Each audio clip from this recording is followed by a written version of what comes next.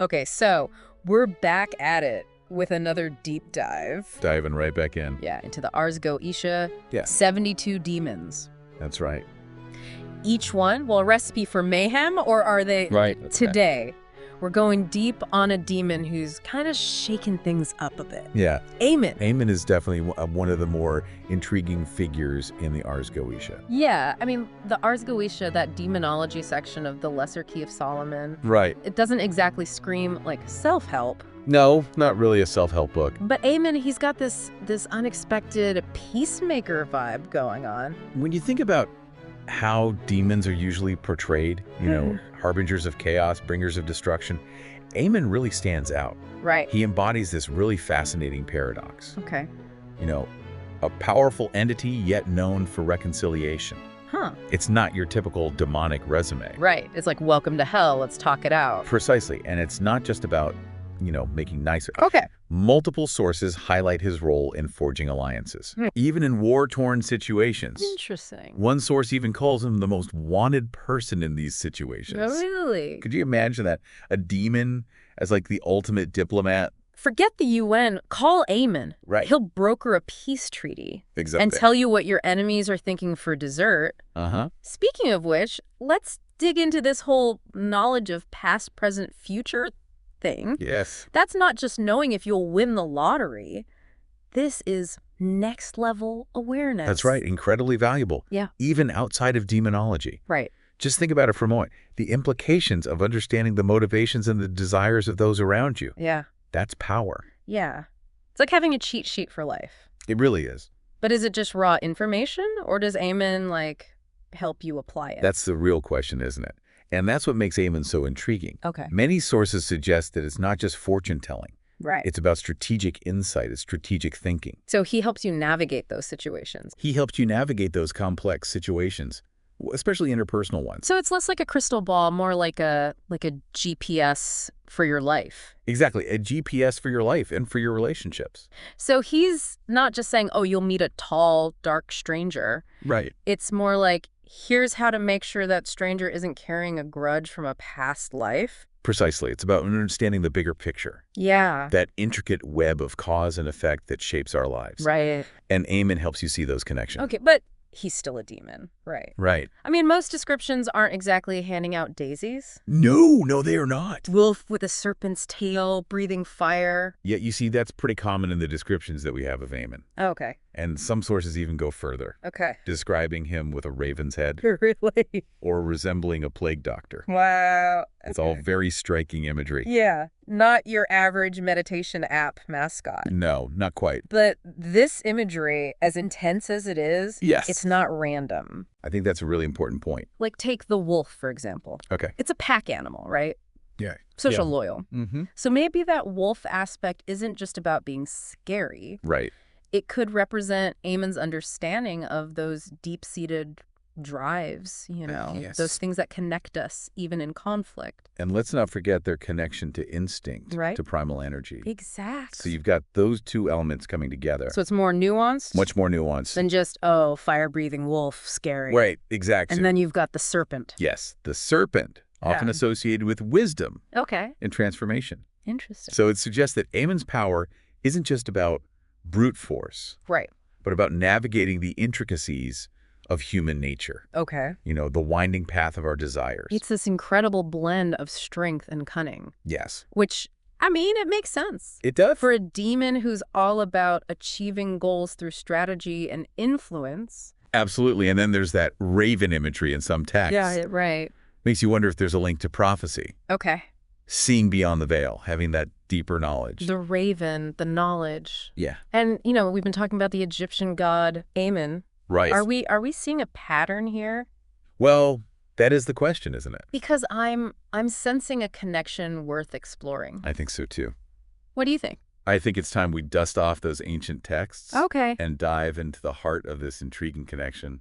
All right, so we've got Amon, the peacemaking, future-seeing, possibly raven-headed demon Right. with a potential link to ancient Egypt. Yeah. If this were a movie, Yeah. this is where the spooky music would kick in. Yeah. You know, it's interesting because this connection to ancient Egypt is really where things get intriguing. Right, this isn't like naming your pet turtle after Genghis Khan. Right. We're talking about a god associated with creation, power, Yes. even hidden wisdom. It's a pretty bold move for a demon.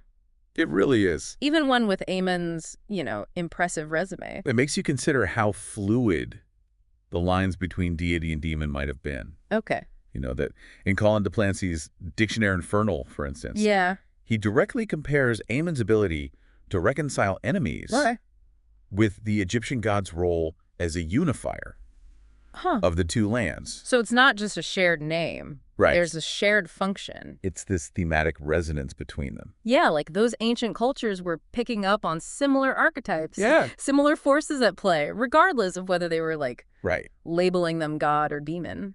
And this blurring of lines, I think it adds such a fascinating layer to his story. Right. It reminds us that our understanding of good and evil, divine and demonic, for sure, has always been evolving. And maybe those categories aren't as rigid as we like to think they are. Actually, like maybe the real power move Yeah. is understanding how to tap into both sides of that equation. I like that. That's a fascinating perspective. Right. And speaking of duality, Okay. let's look at Amon's association with the zodiac sign Gemini. Right. Correct. Queen's dual nature. Okay.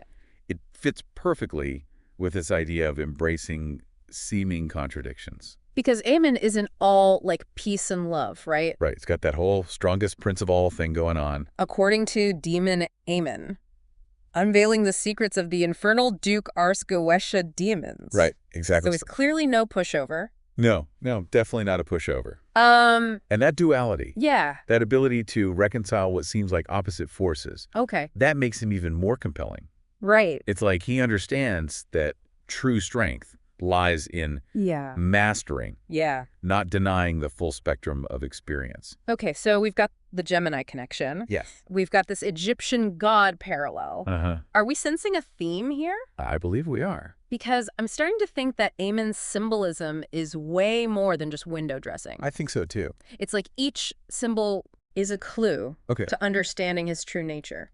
I agree. Take, for instance, his association with the element of air. Okay. Invisible, yet incredibly powerful. Right. It could be a gentle breeze or a raging hurricane.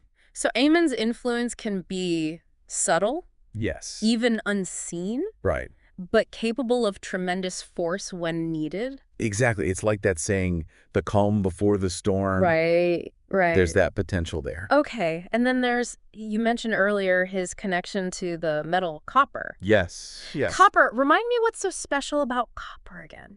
Copper is often associated with transformation, Okay. with conductivity. Okay. It's malleable, adaptable. Right. It's no coincidence that we use it in wiring, Yeah. allowing energy to flow. So are we saying that Amon is like the conduit for change?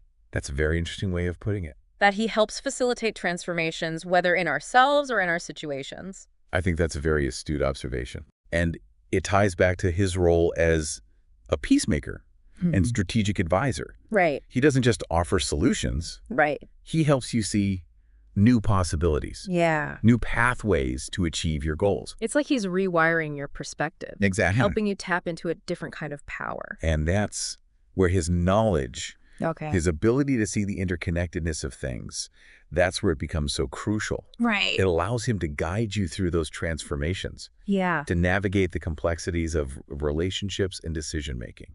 Okay, so we've covered Amon's peacemaking skills. Yes. His knowledge of past, present, and future. Right. His possible Egyptian counterpart. Yes. And even his symbolic connections. We've delved pretty deep. But let's be honest. Okay. Some listeners are probably thinking, yeah, but how do I get an appointment with this guy?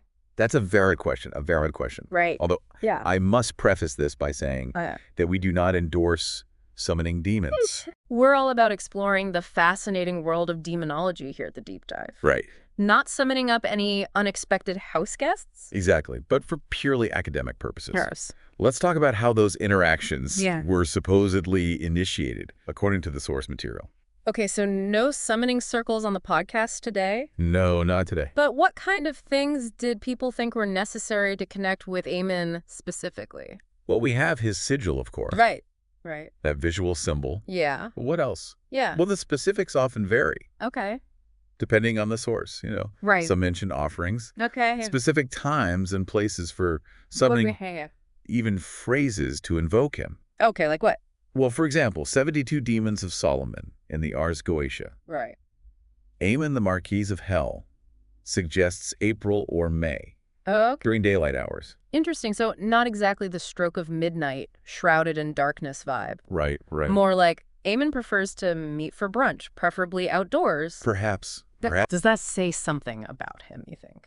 It's certainly suggestive, isn't it? Yeah.